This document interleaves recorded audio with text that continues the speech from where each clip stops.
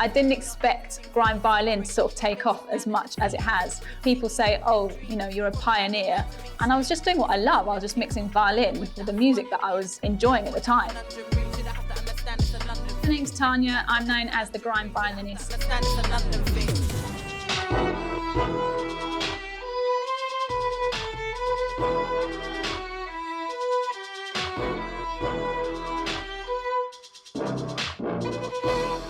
Grime sort of was born in E3, which is where I've lived for the past few years, and it just grew from basically a few kids' bedrooms into this global phenomenon. It's hard to tell. I don't think it was you. That's respected by other countries. There's now grime scenes in Japan and Australia. I recorded for an Australian grime artist recently, and it's the sound of London, basically.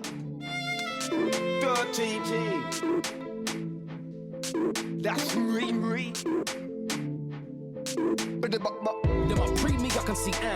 So I started playing the violin when I was 7 because there was lessons offered at school, and both my parents are classical guitarists, so I knew that like music was in my blood.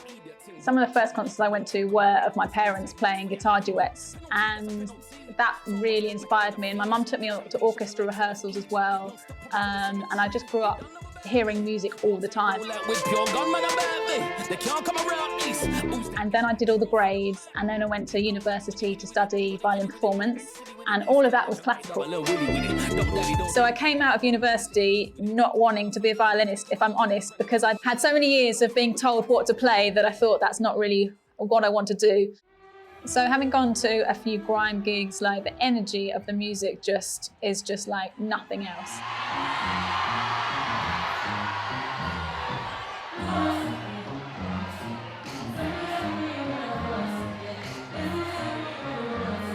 Just people just being able to let go, feel free, and it really appealed, having grown up sort of having to play something classically off a piece of paper where you're told what to do. That freedom of just being able to do what you want, it definitely influenced me into wanting to combine the two.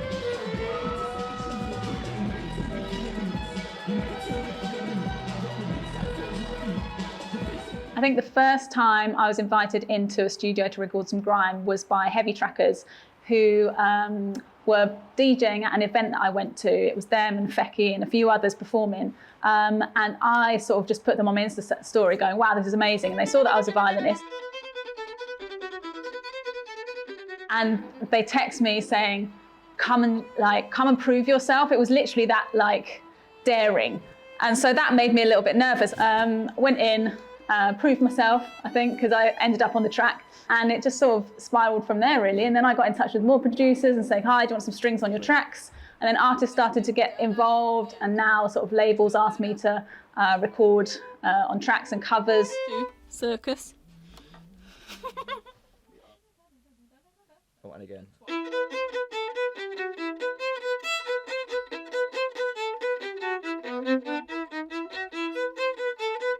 What I'm lost in when I play grime music is mainly the bass line. I'd love to say that I could recite every lyric word for word, but I can't. It's basically the beat, and it's what makes you nod. It's what gets you in it. The energy is there, and then just for some reason it works with the violin.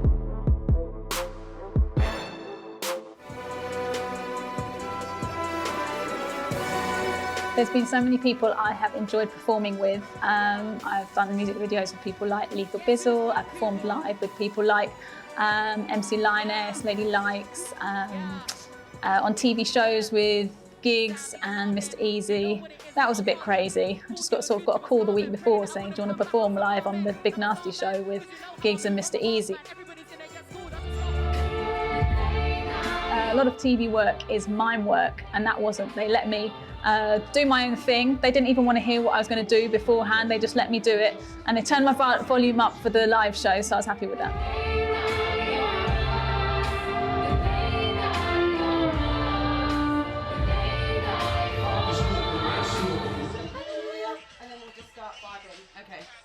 I get nervous before shows, but not during the show. So during the show, as soon as I'm on stage, I have this alter ego, I think, that's just like confidence personified.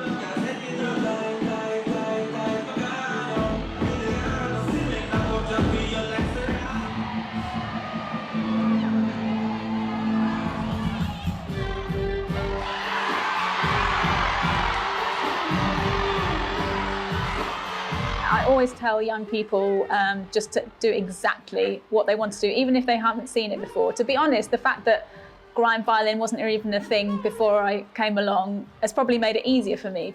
My favourite quote is, "A flower doesn't look to the other flowers around it, it just blooms." So definitely just stay in your own lane, focused, yeah, and you'll get there. When I'm in the vicinity, motherfucker, you better duck or you finna be dead the minute you're an enemy. 100% of you is a fifth of a percent of me. I'm motherfucking finish you, bitch. I'm available. You wanna battle? I'm available. I'm loving, I'm like an inflatable. I'm undebatable. I'm unavoidable. I'm unevadable. I'm on the toilet bowl. I got a trailer full of money and I'm paid for. I'm not afraid to pull them. Man, stop. Look what I'm planning.